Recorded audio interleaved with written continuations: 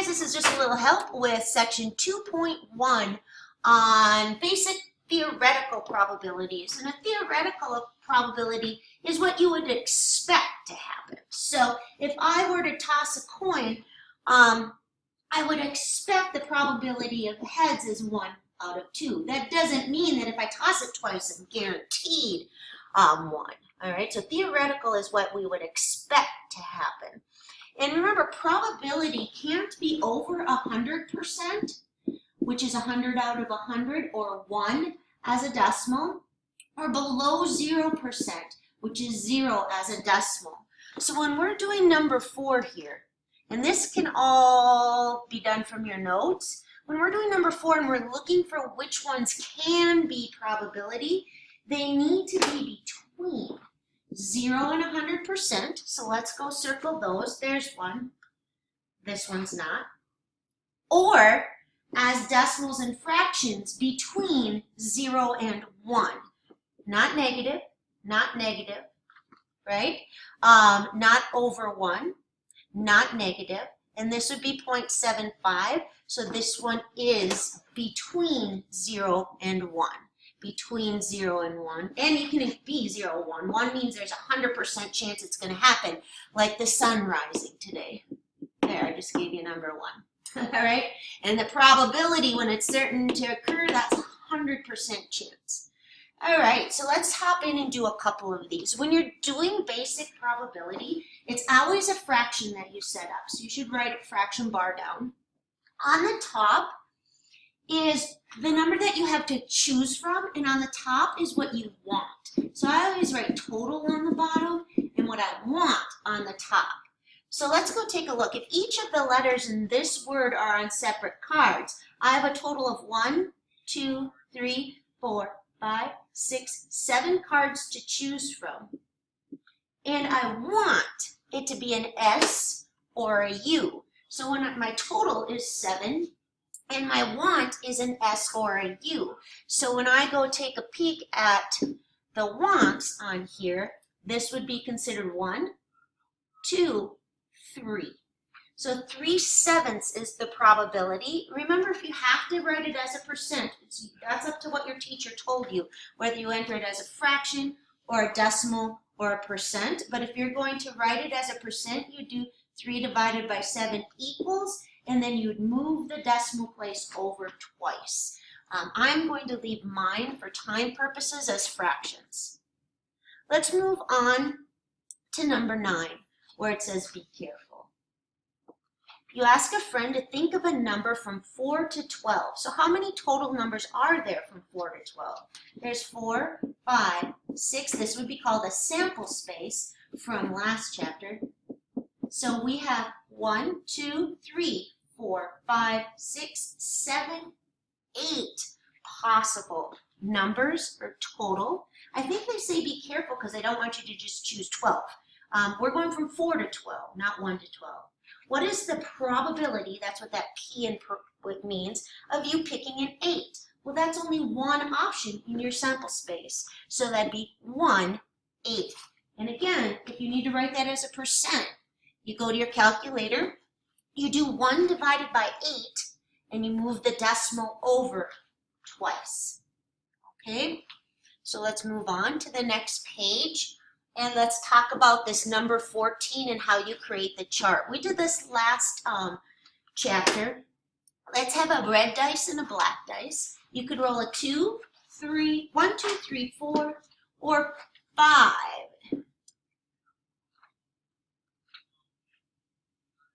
You know what, all right, let's put it up here like this.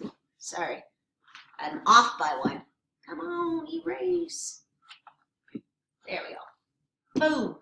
All right, so we have the 1, the 2, the 3, the 4, the 5, the 6 for the black dice. And the 1, the 2, the 3, the 4, the 5, and then down on the bottom, the 6 for the white dice. So when we're doing all possibilities of dice roll, you could have had a 1 and a 1, right?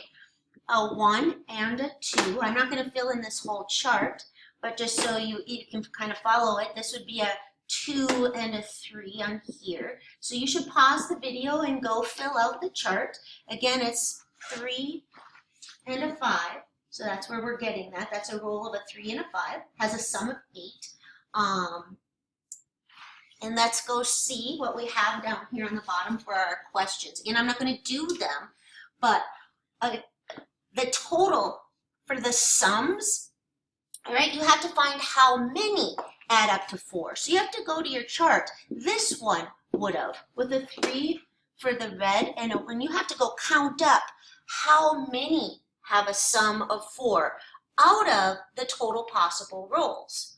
So the total possible rolls, there's 36 possible different rolls.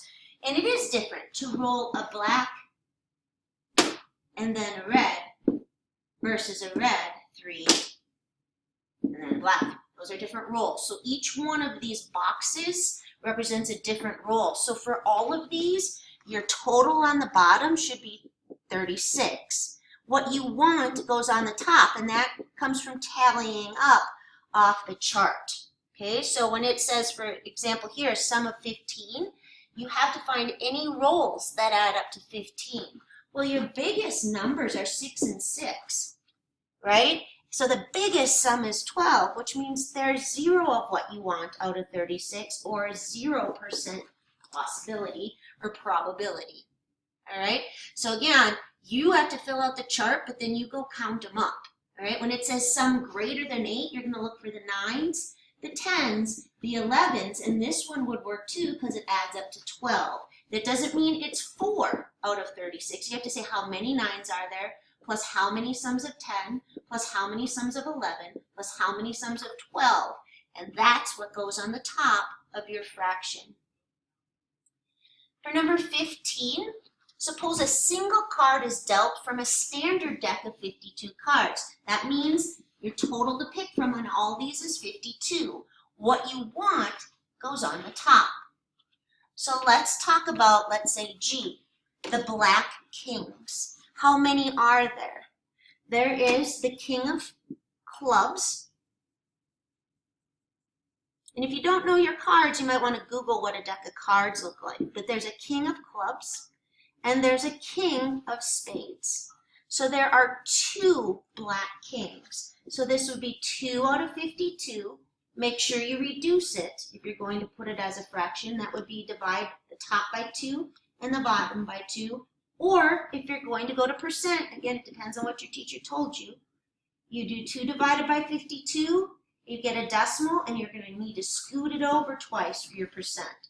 By that, I mean if you get 0.35721, when you scoot this over, and if your teacher said to round to the tenths or the hundredths, again, that's up to you, what your teacher has told you. I'll set them up as fractions. But again, the key to this probability is what you want goes on the top, and the total for what you're picking goes on the bottom.